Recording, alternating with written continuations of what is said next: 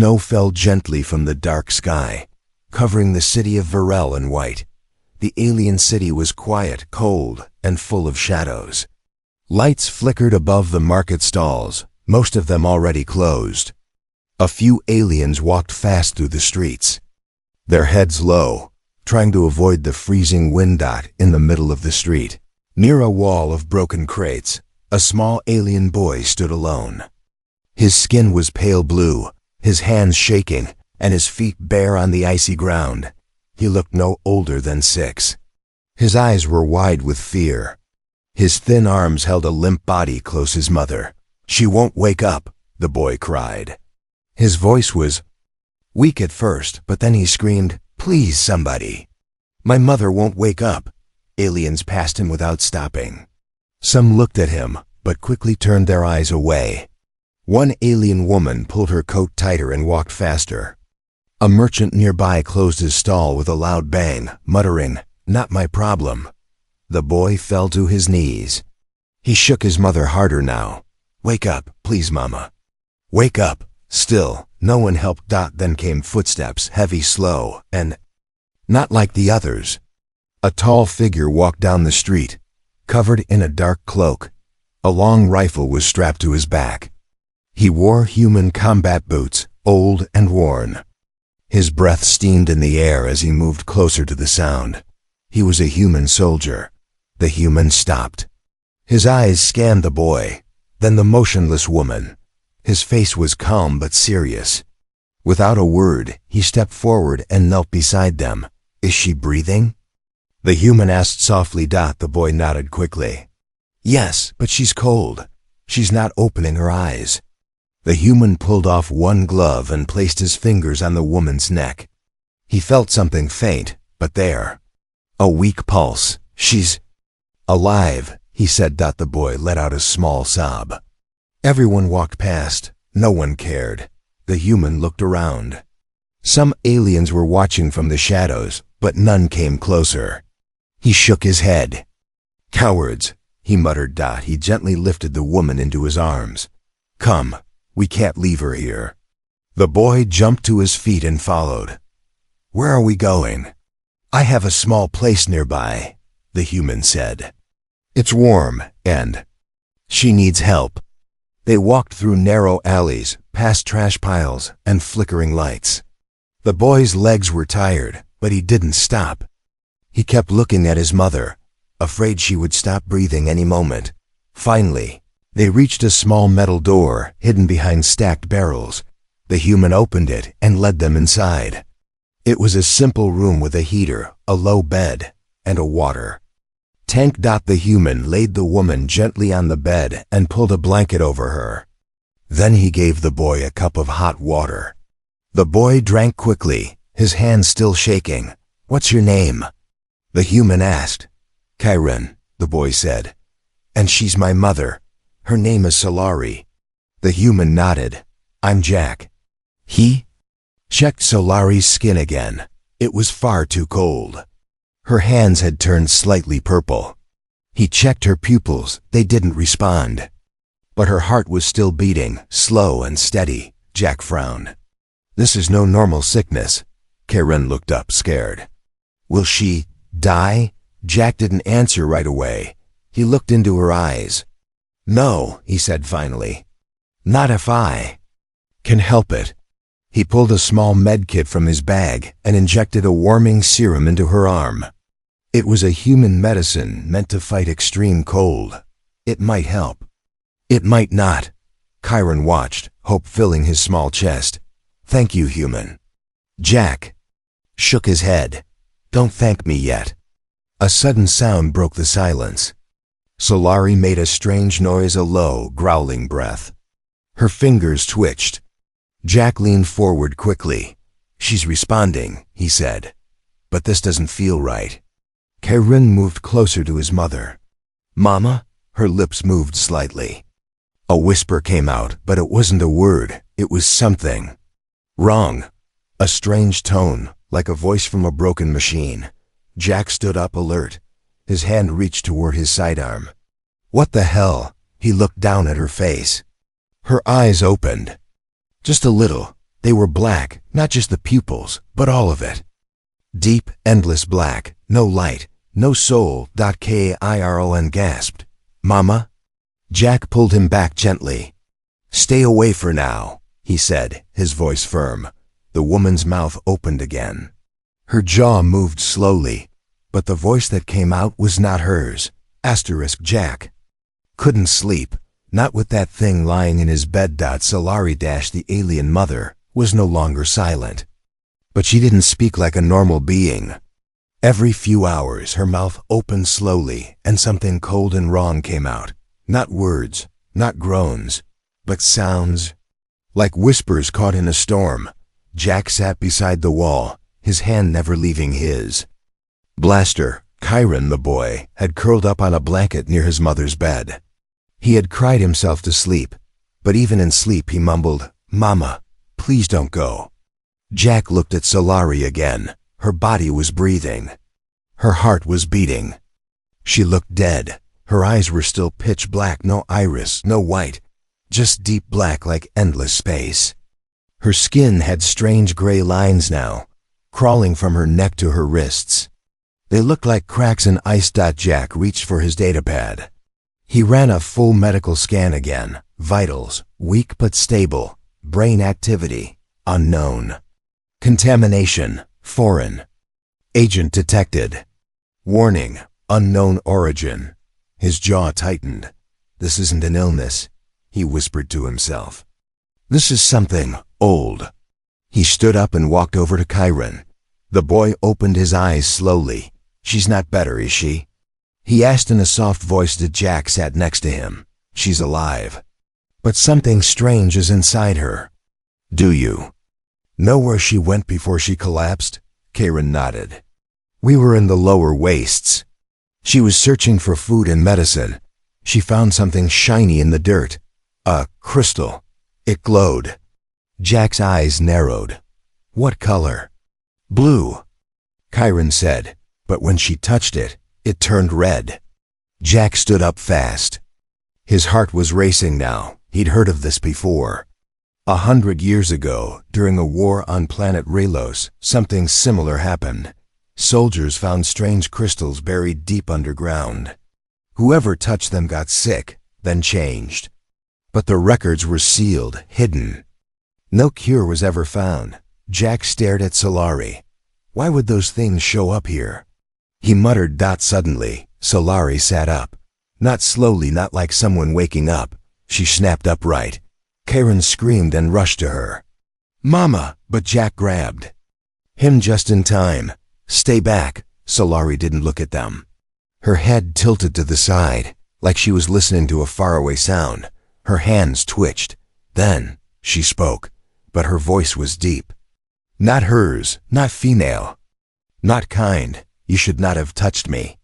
Jack raised his weapon. Who are you? What are you? Solari turned her head toward him. Her black eyes didn't blink. Her mouth moved, but the voice came from somewhere else. Like it was speaking. Through her, I was buried for a reason. Now I have a new vessel, Chiron cried out. Stop it. Give my mama back. Solari turned toward her son, and for a second, just a second, her eyes flickered, not black, but blue. Tears rolled down her cheek. She whispered, Chiron, run. Then her body froze. Every muscle tightened. Her back arched, and she screamed a horrible, sharp sound that shook the walls. Lights flickered. The heater died. The datapad shorted out. And then she collapsed. Jack rushed forward. He touched her neck. The pulse was gone. No, no, no, Chiron sobbed. You promised you wouldn't die. Jack grabbed his medkit and started chest compressions. She's not going out like this. Seconds passed. Minutes felt like hours. Then she gasped. A loud breath. Her eyes flew open again, blue. Chiron? She whispered. The boy hugged her tightly. Mama. Jack let out a breath he didn't know he was holding. But something still felt wrong. Solari coughed, her voice shaking. Something's inside me. I hear it. It wants out. Jack looked at her arms. The gray cracks had spread up her neck. She Doesn't have much time, he said, more to himself than anyone. Chiron looked up. Then help her. You're a soldier. Jack nodded slowly. He tapped his datapad and pulled up old sealed records, Project Black Crystal. I think I know where this thing came from, he said, and maybe how to fight it. He looked at Solari. I don't know if I can save her, but I'm going to try. The fire wouldn't light. Jack had tried everything: fuel, tablets, spark wire, even manual flame, but each time the fire caught, it flickered, then died. Something's draining the energy, he said under his breath. The room felt colder. Now, not from the weather, but from something else. Something wrong. Solari lay on the bed, breathing slowly. Her skin was pale, and strange gray veins now reached her jawline. Her fingers twitched now and then. Jack didn't know if it was pain, or the thing inside her trying to move.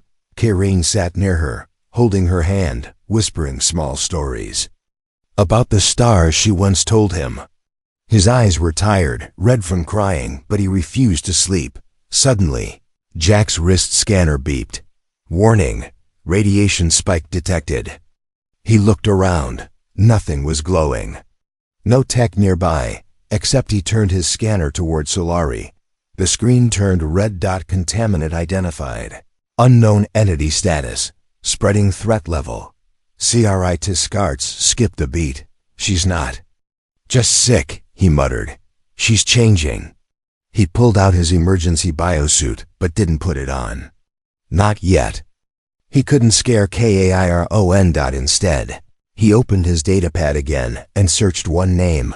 Black Crystal Syndrome. The old reports were still there, hidden in a restricted archive. He scanned the summary. Victims begin transformation within 48 hours. Crystal-based parasites infect host cells and rewrite them. Final stages include mental takeover and body hardening. Outcome: death or full loss of control. Jack clenched his fists. Parasite, he whispered.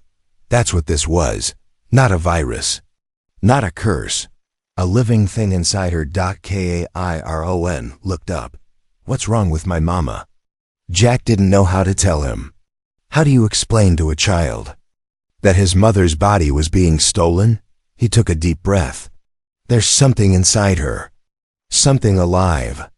But I might know how to fight it. Chiron blinked. How? I need to find the crystal she touched, Jack said. If I study it, I might learn how to remove the infection. But it's in the lower wastes. That place is dangerous. Jack nodded. Then I'll go. Chiron stood up quickly.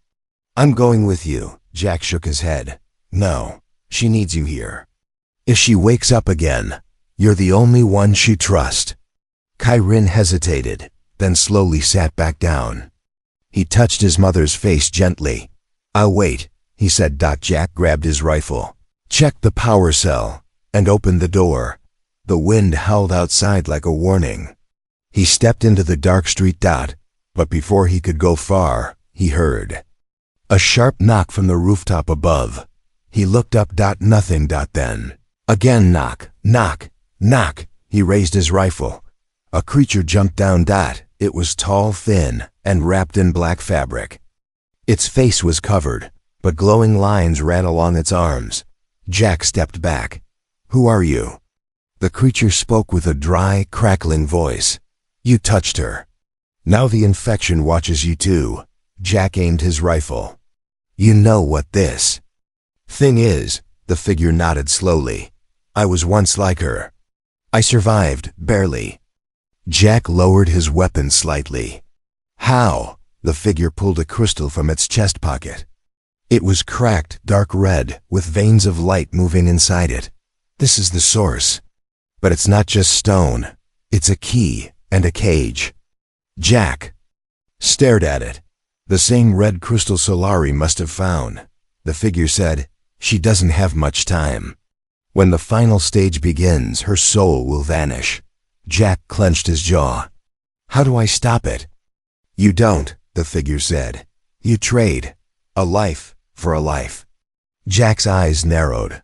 What do you mean? The figure vanished into the shadows without answering. Jack stood in silence, snow settling on his shoulders. A life for a life? He turned and ran back toward the shelter. When he burst inside, Karen was crying again. She's shaking. Jack ran to the bed. Solari's body was convulsing. Her veins glowed red now. Her eyes were half open, but not blinking. He touched her hand. It was like ice. He looked into Karen's eyes. I need to go, now. If I don't bring that crystal back soon, your mama will be lost forever. And this time he didn't know if even he could bring her back. Asterisk.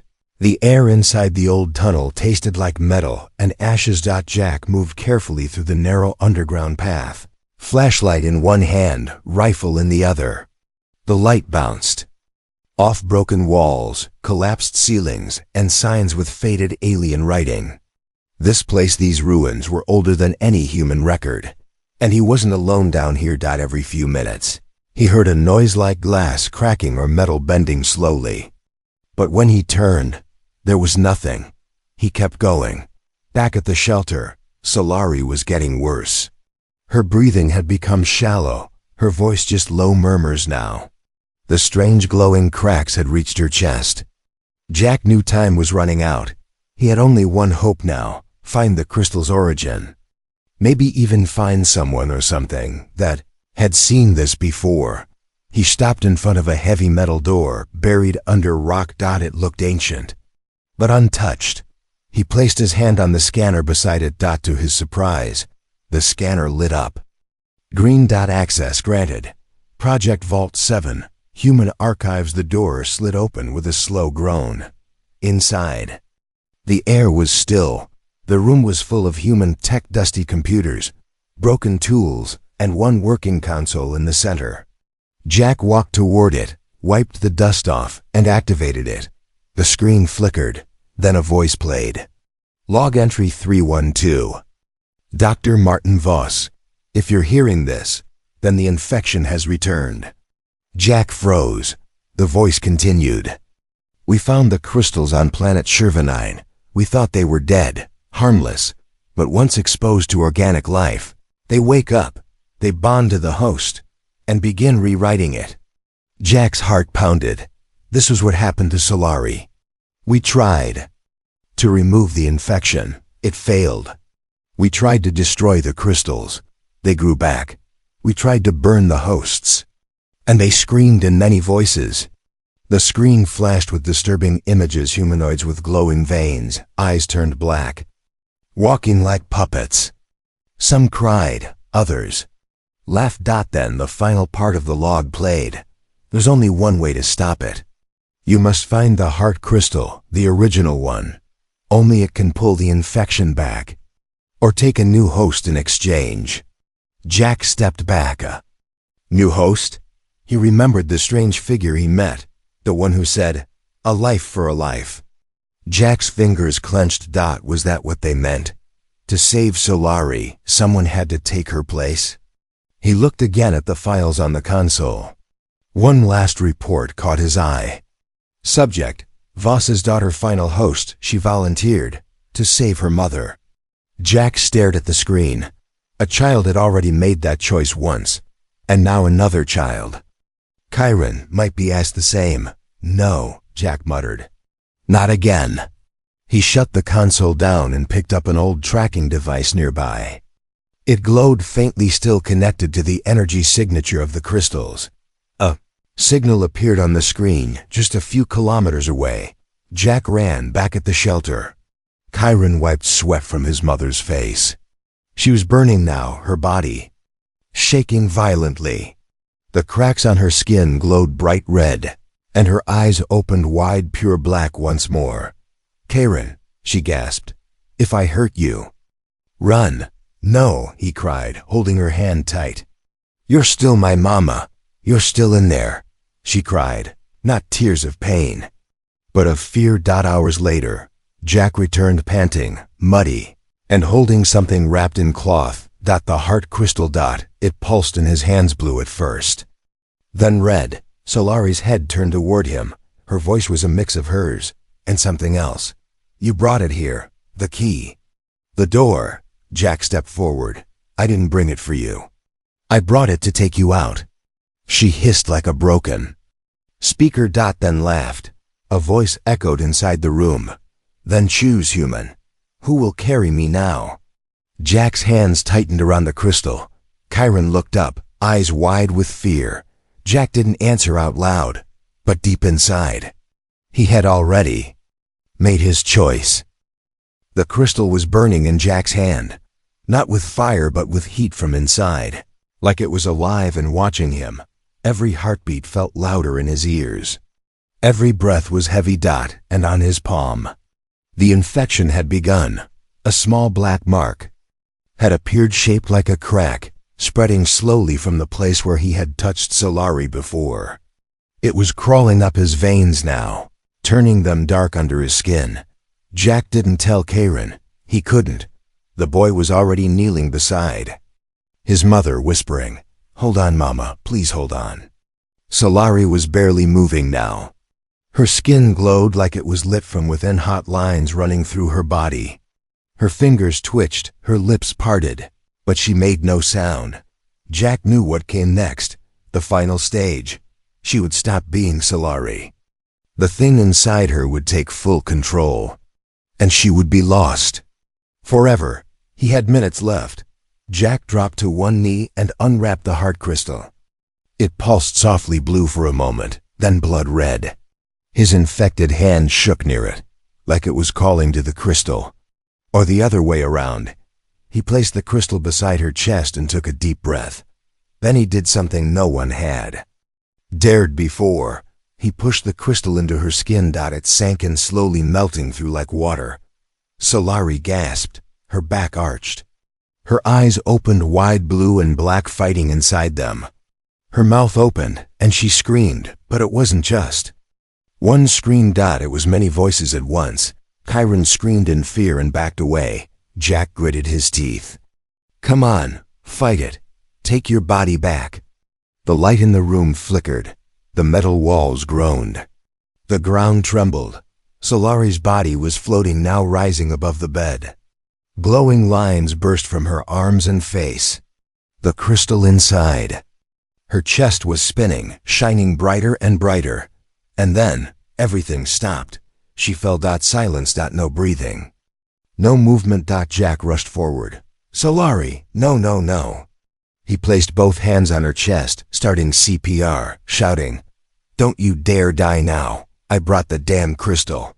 Nothing. Chiron fell beside his mother, crying, "Mama, please. Please don't go." But then, a small hand grabbed his wrist. Chiron gasped. Her eyes opened. Blue, only blue.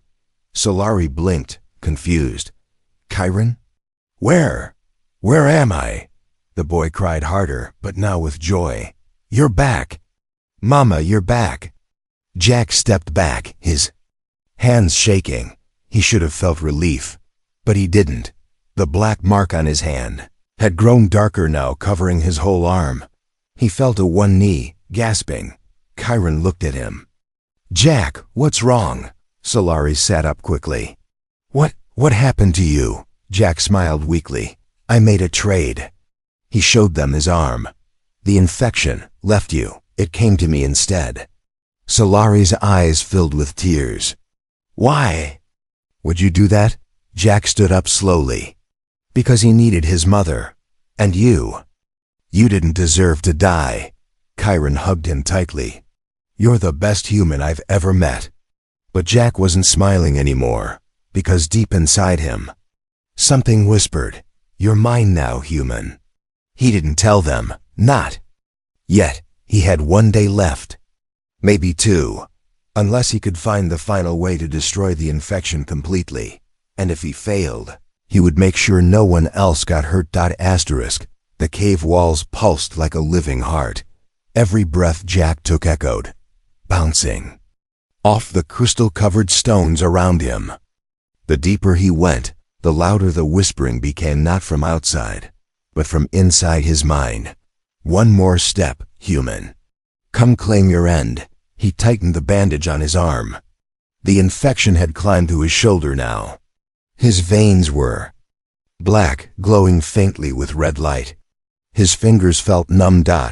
But still he walked. Because Solari was safe. Because Chiron could smile again.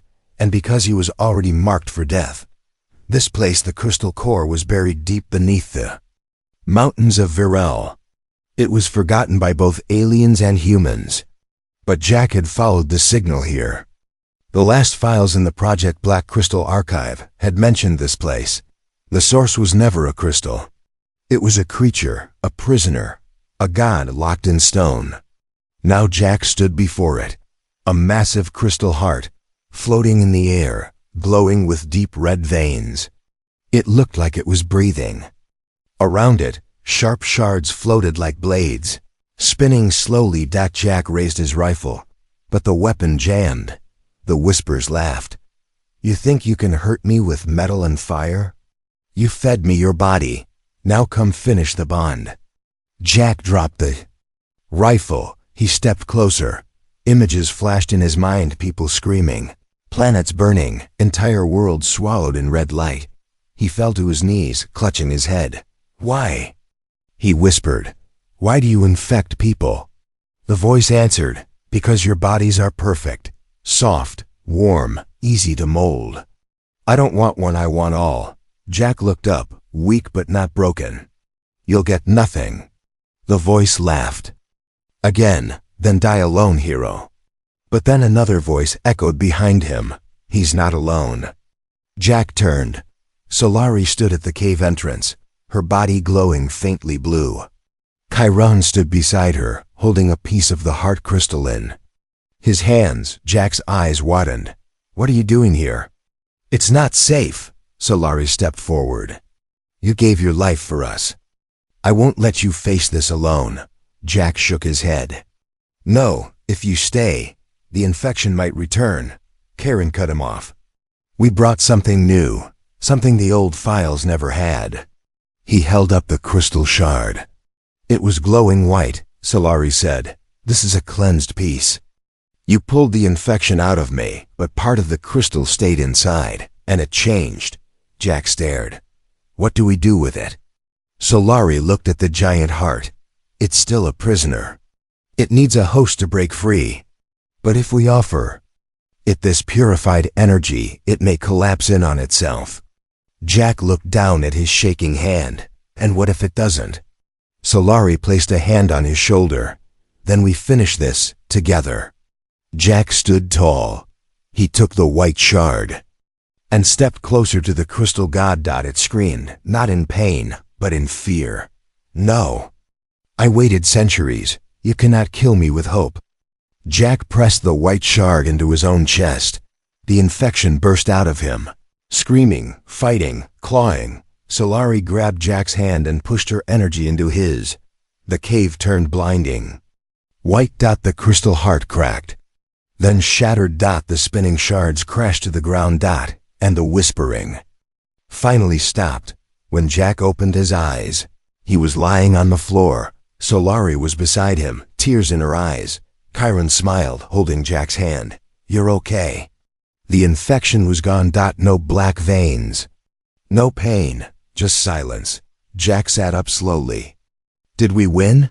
Solari nodded. Yes, but it took everything we had. The crystal god was gone. And for the first time in a long time, the world felt clean. The sun rose gently over Virel for the first time in weeks. Not just in the sky, but in people's hearts. The storm clouds were gone. The cold winds had vanished. The city that once ignored a crying boy on the street now paused to watch a woman walk through its gates. Her name was Solari. And for the first time since her fall, she walked without shaking, without pain, without glowing cracks on her skin. She was whole. Beside her walked her son, Karen, with a proud smile, holding her hand like it was the most precious thing in the world. And just a few steps behind them was Jack. No more black marks on his arm. No more whispers in his mind. Just a tired human soldier with a quiet smile and a limp in his step. He had lost something in that crystal cave, But he had gained something far greater, a crowd, gathered near the old shelter where it had all started. People stared, some ashamed, some curious. One alien child whispered, "That's the boy who was crying." Another said, "And that's his mother. We thought she was dead." Solari looked at them, then down at her son. She whispered, "Let them look, I'm still here." Chiron grinned. "You're stronger than all of them, Mama." And then something unexpected happened. The crowd stepped aside. An old alien man took off his coat and placed it on the ground before them, one by one.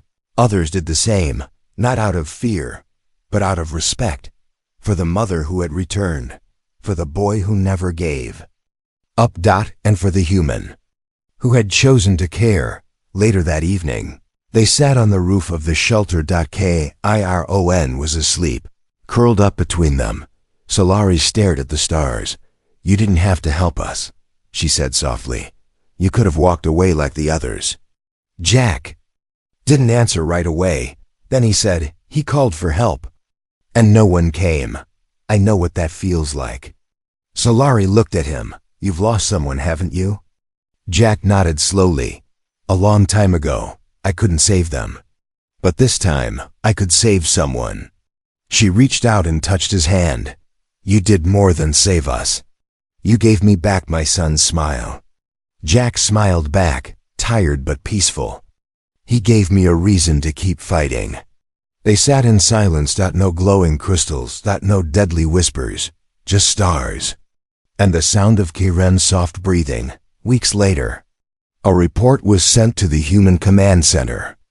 Subject: crystal infection, contained. Threat level: cleared.